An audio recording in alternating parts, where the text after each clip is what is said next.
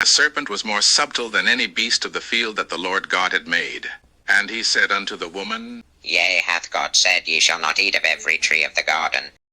We may eat of the fruit of the trees of the garden, but of the fruit of the tree which is in the midst of the garden, God hath said, Ye shall not eat of it, neither shall ye touch it, lest ye die.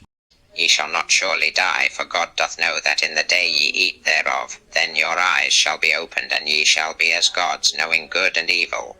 And when the woman saw that the tree was good for food, and that it was pleasant to the eyes, and a tree to be desired to make one wise, she took of the fruit thereof, and did eat, and gave also unto her husband with her, and he did eat.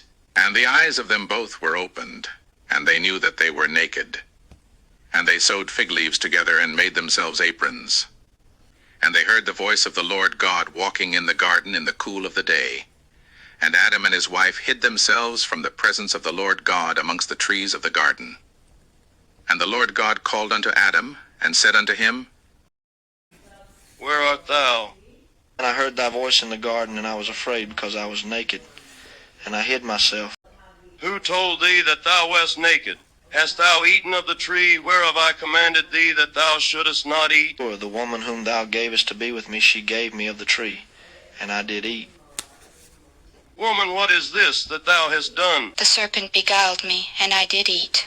Because thou hast done this, thou art cursed above all cattle, and above every beast of the field. Upon thy belly shalt thou go, and dust shalt thou eat all the days of thy life. And I will put enmity between thee and the woman, and between thy seed and her seed. It shall bruise thy head, and thou shalt bruise his heel. I will greatly multiply thy sorrow and thy conception. In sorrow thou shalt bring forth children, and thy desire shall be to thy husband, and he shall rule over thee. Because thou hast hearkened unto the voice of thy wife, and hast eaten of the tree of which I commanded thee, saying, Thou shalt not eat of it. Cursed is the ground for thy sake. In sorrow shalt thou eat of it all the days of thy life. Thorns also and thistles shall it bring forth to thee. And thou shalt eat the herb of the field. In the sweat of thy face shalt thou eat bread, till thou return unto the ground. For out of it wast thou taken, for dust thou art, and unto dust shalt thou return. And Adam called his wife's name Eve, because she was the mother of all living. Unto Adam also and to his wife did the Lord God make coats of skins, and clothe them.